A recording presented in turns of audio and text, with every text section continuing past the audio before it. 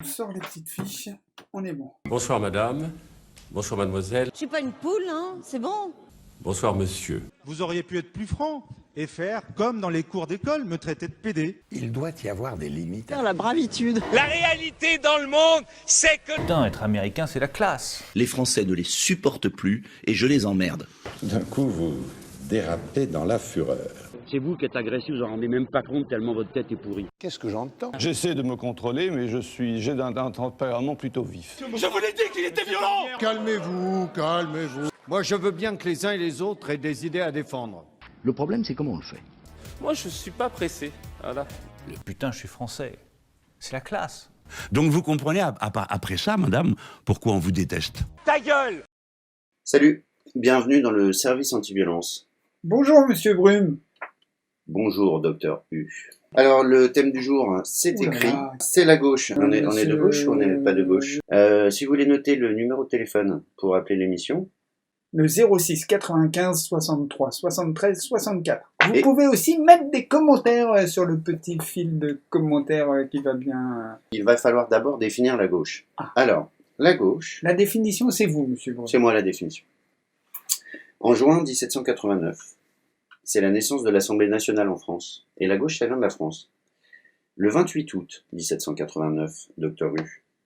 Oui, non, mais c'est sûr qu'aux États-Unis, ils ont des conservateurs et des républicains, et il n'y en a aucun qui est de gauche. Hein. C'est vrai, mais il parle de left-wing. Non, des démocrates et des républicains. Oh, la bourde. Ça commence mal. Ça commence mal. Bon, il parle quand même de l'aile gauche et de l'aile droite. Hein. Bon, c'est pas grave. Et c'est pas les seuls. Donc, si je peux finir, le 28 août 1789, il y a un vote sur la possibilité que le roi, Louis XVI, ait un droit de veto absolu.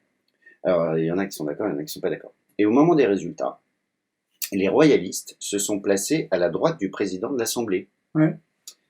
Parce que, traditionnellement, être la droite de l'autre est la place d'honneur. Vous voyez, d'honneur. D'accord. Comme Jésus, qui est à côté de Dieu, mais il est à sa droite. Ça devient dur d'être de gauche, surtout quand on n'est pas de droite. Donc la gauche n'est pas de droite.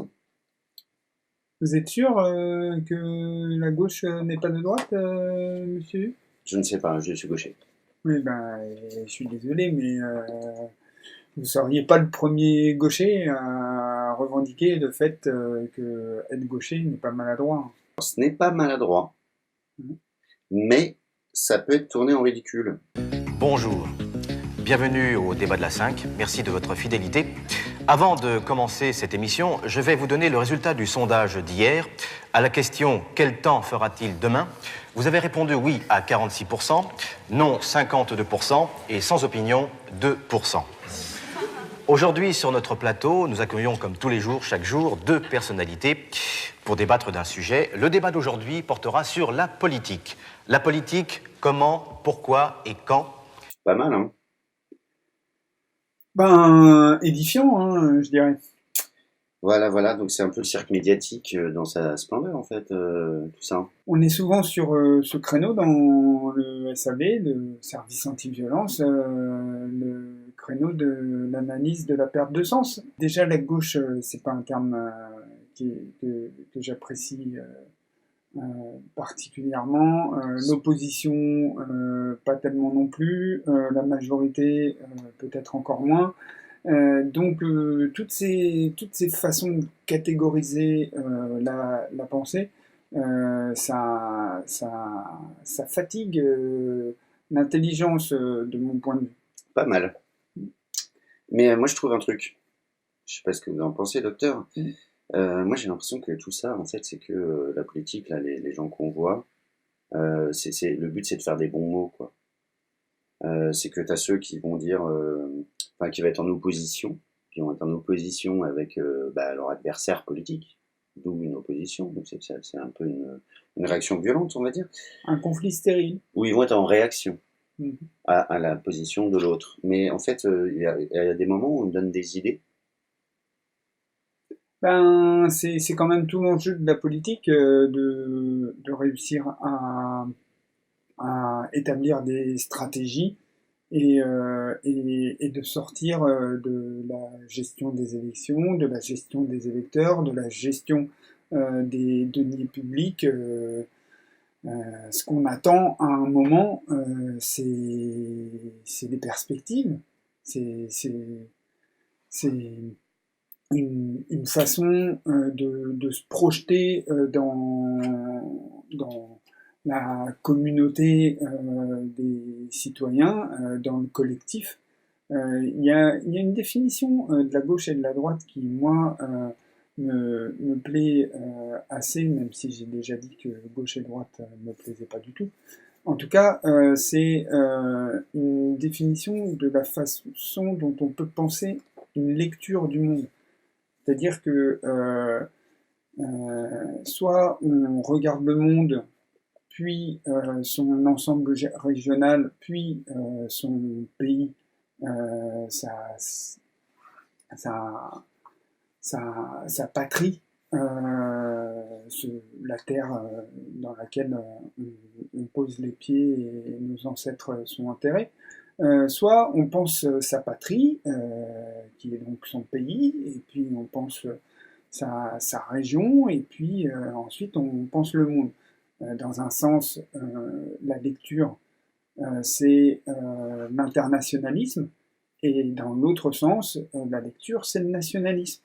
Ouh là là, attendez, là vous avancez quelque chose. C'est un peu pour moi la seule façon de regarder cette question de séparation des projets politiques.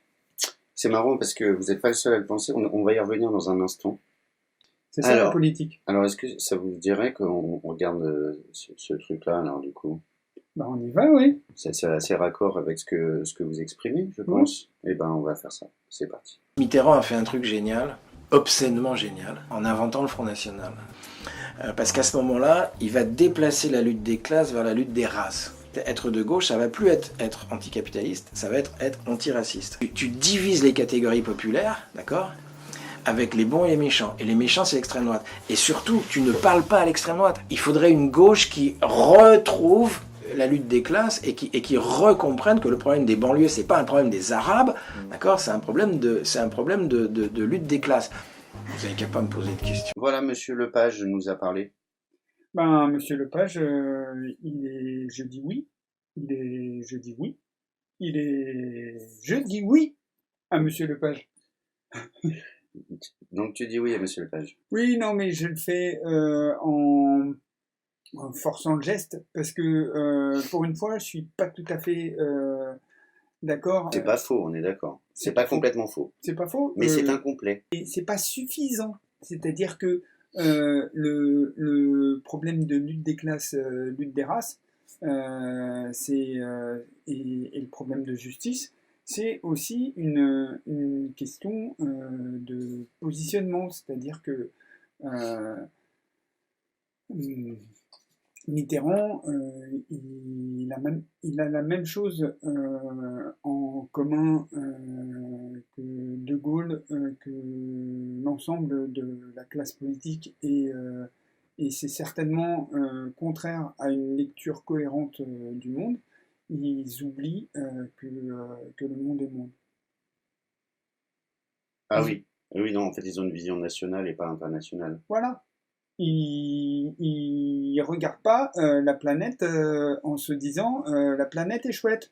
Ils sont là, tous autant qu'ils sont, à placer les questions politiques dans une vision qui est une vision de lutte, et qui n'est pas une vision d'opportunité, et une vision de coopération et d'inattendu. Alors, dans l'inattendu, puisqu'on est français, il n'y en a pas du coup. Et est-ce qu'on peut revenir un tout petit peu sur justement pourquoi est-ce que la gauche est dévalorisée quand même? Alors, on va prendre l'exemple de la France, comme ça personne ne sera paumé. Allons-y. Alors moi, comme point de départ, je vous propose, docteur, un terme justement, puisqu'on a évoqué Mitterrand et tout ça, qui à mon avis a mis à mal la représentation qu'on a de la gauche. C'est un terme incroyable qui est la gauche caviar. À partir du moment où c'est rentré dans le vocabulaire, là on est... Et c'est là que vous nous envoyez votre superbe extrait ridicule. Parce que le but de la gauche est d'enlever l'individualité. Vous ne voulez pas le comprendre. Drucker doit abandonner ses habits de Drucker pour donner son argent aux autres. Putain, c'est bizarre que les gens ne veulent pas comprendre le programme. Enfin, c'est un programme simple. Pourquoi Ruquier, comme Kerdru, est de gauche? Parce qu'il aime donner, tu vois. Mais on est généreux. Les autres sont des ordures et nous, on est généreux. C'est ça qu'il faut comprendre. Attention, tu risques de perdre ta maison. Ah, mais ma maison, elle est en plein côté de chez Lionel. Je me suis dit, j'ai une seule chose. J'ai une petite maison grâce à La Fontaine. 2 vrais amis vivaient au Monomotapin. L'un ne possédait rien qui n'appartint à l'autre. Ça, c'est le programme d'Hollande. Hein. L'un ne possédait rien qui n'appartint à l'autre. Et Sirion va mettre à la poche tout de suite. Ah, bah, il va incarner l'exemple. Parce que ce qu'on demande à nos hommes politiques, de gauche, de droite, du centre, Bayrou, faut pas lui cracher dessus non plus. Il essaye, il se restructure. Mais qui disent la vérité, on va être niqués. Tous, chegou de droit, gros niquage. C'est pas mal quand même cet humour gaulois. Hormis le talent qui montre qu'ils ont raison d'avoir tort, il y a quand même dans toutes ces façons d'aborder la richesse, la gauche caviar, les ministres homards, les ors de la République, l'excellence à la française, le parler beau, le mentir vrai, c'est quand même très loin des vraies préoccupations. Et les vraies préoccupations des humains, c'est les besoins humains. C'est pas la richesse on va venir vous prendre votre maison. Alors là-dessus, j'ai une réflexion. Et une maison qui est bien décorée et pour laquelle on a dépensé beaucoup d'argent. On a un voisin, on a le bon voisin aussi, je ne sais pas si vous avez noté, le type il n'habite pas à côté de chez n'importe qui. Tout ça, c'est un petit peu, je le disais, l'hystérie des ors de la République. Et c'est une forme de violence dont on a assez peu idée. Le terme gauche caviar, il est venu pour qualifier une génération qui est arrivée au pouvoir et qui a pété les plombs, littéralement, quand ils ont eu les deniers de l'État à gérer. C'est un quotidien qui est presque schizophrène par rapport à la réalité des Français, à la réalité quotidienne. Et là, il y a une forme de violence qui fabrique un mental hors sol. Un mental hors sol. Ouais, un mental hors sol. Cet hors sol, c'est aussi ce qu'on disait en début d'émission, c'est aussi lié au comportement. C'est-à-dire qu'à partir du moment où on est chroniqueur de l'opposition ou éditorialiste du programme de la majorité, on est hors sol un peu quand même. C'est comme ça que les Gilets jaunes s'en sont pris à des ministres un peu homards. La question de la politique n'est plus d'être dans la justice. Là-dessus, Franck Lepage, il a totalement raison. La question de la politique, ça devient de définir les bons clivages, les bonnes oppositions. Moi, ce que je constate, c'est qu'aux dernières élections présidentielles... Parfois, c'est fertile. Hein, bon. On va essayer. Aux dernières élections présidentielles, si je peux en placer une, merci. L'extrême gauche, donc celle qui est trop extrême, pour être de gauche. On est d'accord. C'était Mélenchon, il a fait 19,58%. Et la gauche, celle qui était drapée de la rose pointée, M. Hamon, a fait 6,36%. Donc l'extrême gauche et la gauche, à eux deux, ils ont fait un quart des suffrages exprimés. Voilà. C'est pas naze. Mais ce qui est étonnant, c'est de constater que Hamon. Bah, c'est mieux que les 2 candidats retenus au second tour. Non, non, oui, enfin, oui. Oui. Enfin, bref. C'est une remarque. C'est une remarque. La gauche a raté le pas. Ça doit être un truc comme ça. Bon, la gauche peut s'interroger, et la gauche peut s'interroger pas uniquement sur ses scores aux élections. Mais par exemple, quand Hamon propose le revenu universel, il essaye de niveler, de déniveler la richesse, justement. Il essaye une autre forme de répartition. Et pourquoi il se fait dégommer? Pourquoi il se fait dégommer à ce moment-là? S'il se fait dégommer, c'est très clairement parce que tout le monde veut penser l'économie comme une concurrence internationale, comme une guerre qui ne dit pas son nom, et dans cette guerre, avoir des gens qui touchent le revenu universel, c'est avoir des déserteurs. C'est hyper moche. C'est la porte ouverte aux fusillés. C'est la porte ouverte aux fusillés pour l'exemple, quoi. Chacun voudrait avoir comme président Robin des Bois, quoi. Il va voler aux riches pour donner aux pauvres. C'est ça l'idée, c'est que les partis politiques, les gens qui les représentent, ils aillent chercher l'argent où il est et qu'il soit redistributif. Bon. Sauf que tout le monde. Je ne crois pas qu'on soit dans cette situation actuellement. Sauf que tout le monde veut dormir dans le lit du prince Jean. Et que donc là-dessus, il y a une vraie question culturelle, c'est celle qui nous intéresse. La question, c'est dans quoi on se projette quand on pense sa vie, quand on pense son environnement. Je pense que de ce côté-là, il y a des vraies solutions si on pense le monde à sa dimension d'humanité dans le monde. C'est l'instant réac. On n'est pas à côté d'un monde qui est ce qu'il est, donc on sait bien. Putain, je suis français. C'est la classe. C'est ça que vous devriez condamner. C'est l'instant réac. Alors, si les grèves, si on fait attention à notre environnement, avec qui on est, si les grèves, c'est le blocage des moyens de production, ça, moi, ça ne me pose pas de problème en tant que réac. Par contre, ce qui me dérange, c'est que ce soit le blocage des services publics. Et ça, c'est emmerdant. Parce que, comme dirait si bien Boots, une amie, votre source, ma source, Monsieur Réac, la Boots, la gauche, elle a jamais dit vous allez cuire des merguez et emmerder le monde. Ok, alors, l'environnement, qui fait attention à qui? Non, mais parce qu'aujourd'hui, il y a des gens qui souffrent, c'est tout. On n'est pas à côté d'un monde qui est ce qu'il est, donc on sait bien. Putain, je suis français. C'est la classe. C'est ça que vous devriez condamner. Donc, on va bientôt parler du fait qu'il n'y a pas d'adaptation, mais des constatations.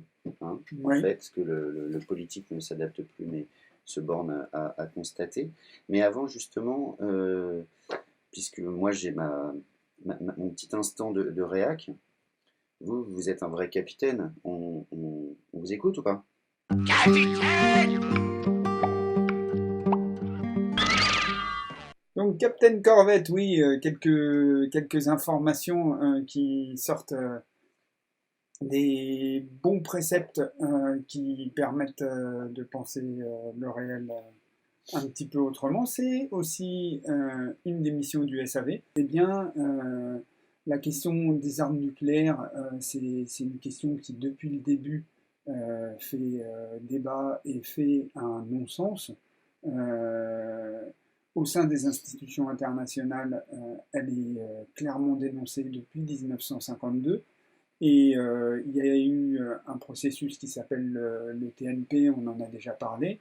Il y a eu l'adoption en 2017 d'un traité d'interdiction des armes nucléaires. Il y aura en cette année 2020 une nouvelle session du TNP à New York. Et là-dessus, opposition comme majorité, tout le monde a toujours été d'accord. L'arme nucléaire, qu'on l'appelle assurance vie ou domaine réservé, c'est quelque chose qui ne peut pas être interrogé et remis en question. Or, c'est une arme dont la violence et l'unilatéralisme posent forcément toute formation politique qui l'accrédite dans une posture nationaliste. Aucun n'est capable de suivre les engagements de la communauté internationale.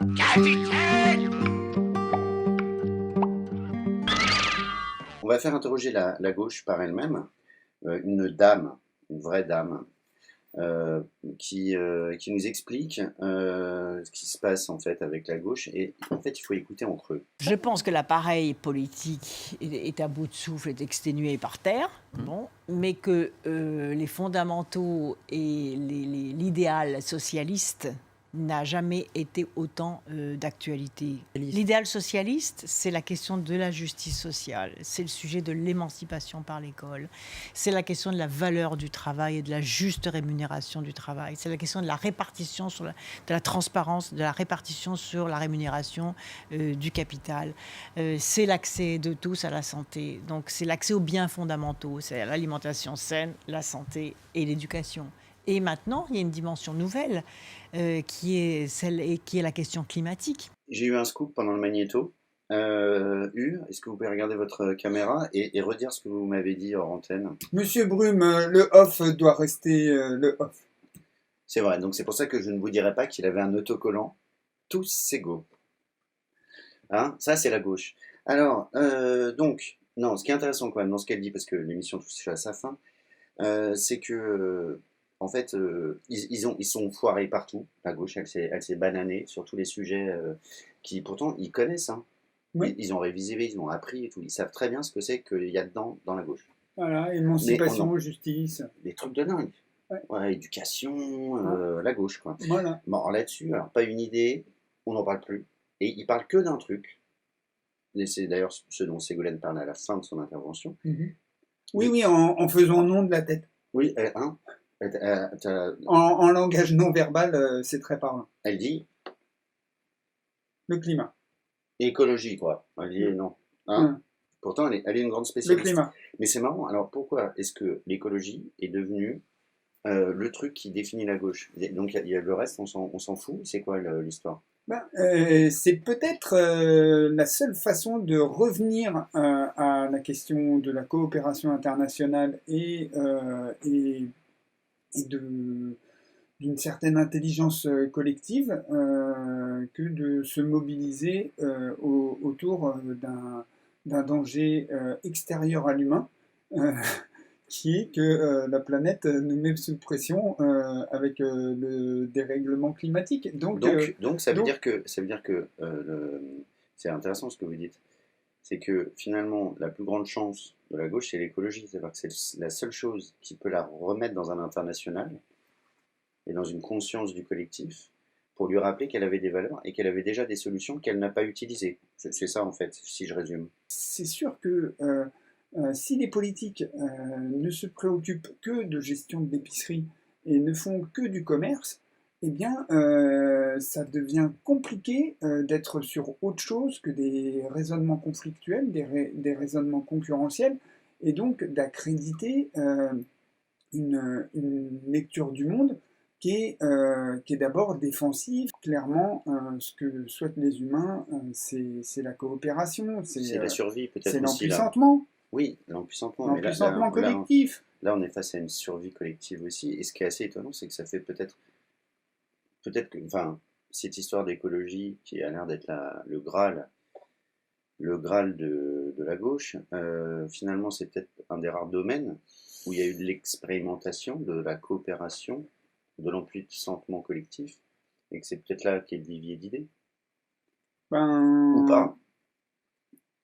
C'est en tout cas une très bonne manière de se reconnecter à la communauté internationale. C'est marrant, moi je vais vous faire un trait d'humour. Je peux. Au revoir. Alors, mais c'est pas moi qui vais le faire. Et puis, bon, après on va se séparer. Enfin, pas avec le docteur U, il me colle au basque, c'est pénible. On va écouter un monsieur. Non, ça a pas duré parce que, attention, attendez que la gauche passe, vous allez voir, en 2012. Attendez que la gauche passe, vous allez voir. Mireille Mathieu, tout ça, tous les mêmes qu'on... Au goulag! Allez, allez! Et tricoter les pulls à Guilux. C'est toujours sur les pauvres gens que tu t'acharnes obstinément. Misère, misère. Monsieur Brume, je vous aime comme un gorille à plumes et je le Mais dis, moi, comme un écureuil volant. Vous êtes beau comme un écureuil volant. Coluche et sa misère me donnent ma chair de poule depuis ma tendre enfance. Nous sommes les enfants de cette pensée et c'est ce qui nous donne la niaque pour le SAV. C'était notre non modeste émission. Voilà. C'était notre non modeste émission. C'était bien, comme dirait l'autre. La gauche est là où elle est. Bon, l'écologie aussi. Peut-être que un mariage non forcé serait de bonne loi. C'est une opinion personnelle. On se voit la semaine prochaine. Vous voulez dire que un front commun, c'est décisif pour avancer et comme nous dit Monsieur Hulot, qui n'est pas un politique, ce qui est le plus problématique dans notre pays, c'est la détestation systématique. Très bien, c'était un plaisir de vous avoir vu pour la saison 2, parce que c'est fini. Allez, viens. Hop, épisode 2. Fais le bisou. Épisode 2, c'était bien, ce sera mieux. Fais le bisou, arrête. Chut, c'est fini. Voilà, j'ai eu mon bisou, alors maintenant je lance le générique. C'était bien, il y avait des... J'ai vu des mollesses, hein. J'ai vu des gna là. Et je me suis fait chier, vous voyez, comme rarement. Vous voyez ce que c'est se faire chier?